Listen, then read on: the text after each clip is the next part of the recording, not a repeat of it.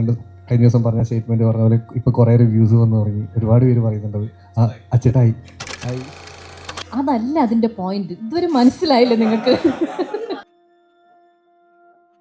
പറയുന്നുണ്ട് ഈ സിനിമയുടെ പേസിനെ കുറിച്ച്. സിനിമയ്ക്ക് കുറച്ചും കൂടെ സ്പീഡ് വേണമെന്ന്.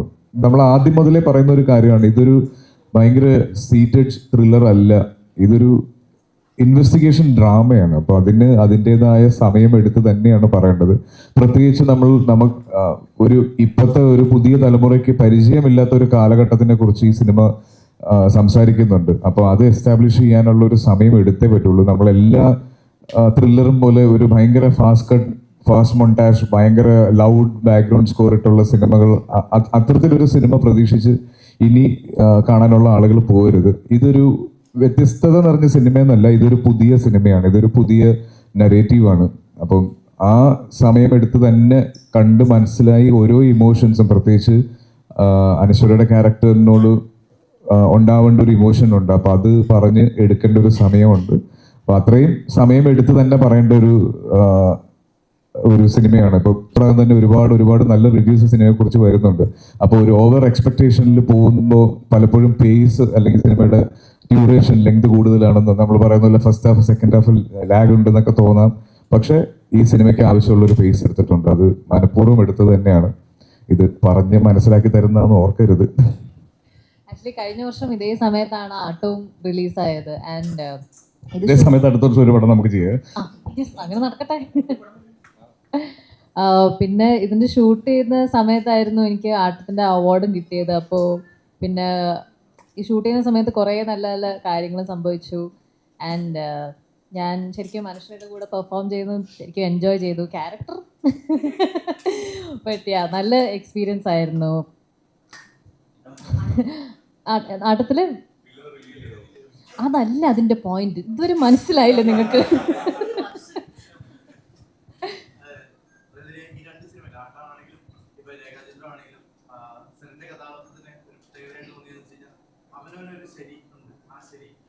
അവസാനം വരെ കട്ടക്ക് നിൽക്കുന്ന ഒരു ക്യാരക്ടറാണ്.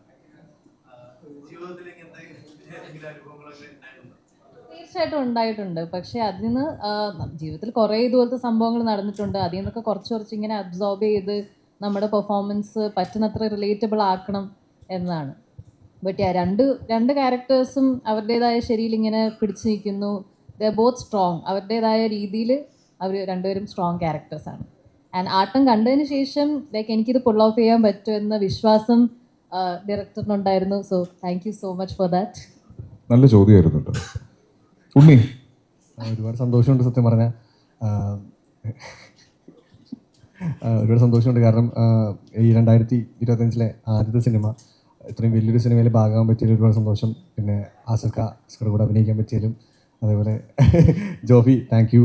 ജോഫിയാണ് ഇതിലേക്ക് എന്നെ കാസ്റ്റ് ചെയ്തതും. പിന്നെ നമ്മളെ എല്ലാ ടീമും, അസോസിയേറ്റ്സ് ആണെങ്കിലും പ്രേമേട്ടനും ആസിഫ്, അങ്ങനെ എല്ലാവരും എന്നെ ഭയങ്കരമായിട്ട് ഈ സിനിമയിലേക്ക് സപ്പോർട്ട് ചെയ്തിരുന്നു. ഈ സമയത്തൊക്കെ താങ്ക്സ് പറയണമെന്ന് തോന്നുന്നു. പിന്നെ ഇനിയും ഇതേപോലെ നല്ല നല്ല സിനിമകളുടെ ഭാഗമാവണമെന്നും കുറച്ചുകൂടി നല്ല മുമ്പോട്ട് പോകണം എന്നൊക്കെയാണ് ഭയങ്കര ആഗ്രഹം. അപ്പം അത് സംഭവിക്കട്ടെ എന്ന് ഞാൻ തന്നെ പ്രാർത്ഥിക്കുന്നു. Thank you. പിന്നെ ആസിഫ്ഖാൻ്റെ ഒരു സ്റ്റേറ്റ്മെൻറ്റ് കഴിഞ്ഞ ദിവസം പറഞ്ഞ സ്റ്റേറ്റ്മെൻറ്റ് പറഞ്ഞ പോലെ ഇപ്പോൾ കുറേ റിവ്യൂസ് വന്ന് തുടങ്ങി. ഒരുപാട് പേര് പറയുന്നുണ്ട് ആ അച്ചട്ടായി ആയി. Thank you.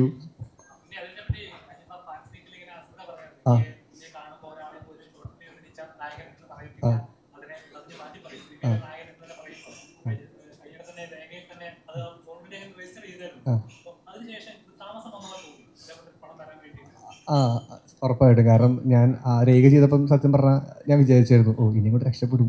പക്ഷേ അത് കഴിഞ്ഞപ്പോഴും എന്നെ ആളുകൾ തിരിച്ചറിയുന്നത് ഷോർട്ട് ലീവിലെ നായകൻ എന്ന് പറഞ്ഞിട്ട് തന്നെയാണ്. പക്ഷേ ആസിഫ പറഞ്ഞ കമൻറ്റ് ഇന്ന് ഞാൻ പുറത്തിറങ്ങുമ്പം എനിക്ക് വരുന്ന ഏറ്റവും കൂടുതൽ പറഞ്ഞ മെസ്സേജ്, നടൻ നീ മാറി, അല്ലെങ്കിൽ പറഞ്ഞ കാര്യം കറക്റ്റായി എന്ന് പറഞ്ഞിട്ടാണ് വരുന്ന മെസ്സേജുകൾ മൊത്തം അങ്ങനെയാണ് വരുന്നത്. പിന്നെ കുറേ റിവ്യൂവേഴ്സ് ആണെങ്കിലും അത് ഇപ്പം കുറേ യൂട്യൂബ് വീഡിയോസായിട്ട് എനിക്ക് മെൻഷൻ ചെയ്ത് തരുന്നുണ്ട്. ആ പറയുന്നത് അച്ചട്ടമായി, അത് കറക്റ്റായി എന്ന് പറഞ്ഞിട്ട്. അതിലൊരുപാട് സന്തോഷമുണ്ട്. നായിക എന്തുണ്ട്?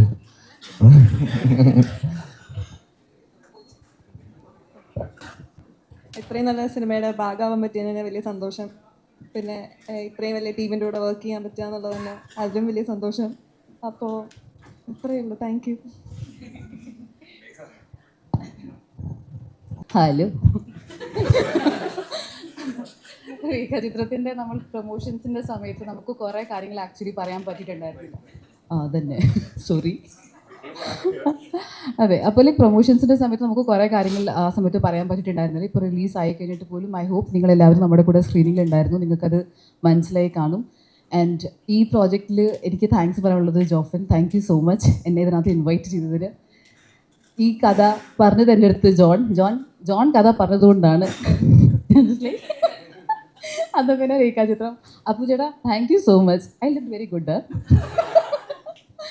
ആൻഡ് ഒബ്വിയസ്ലി ആസിഫിൻ്റെ കൂടെ വർക്ക് ഒത്തിരി ആഗ്രഹിച്ചു. One of the actor that I wanted to work with Asif and I could work with Asif.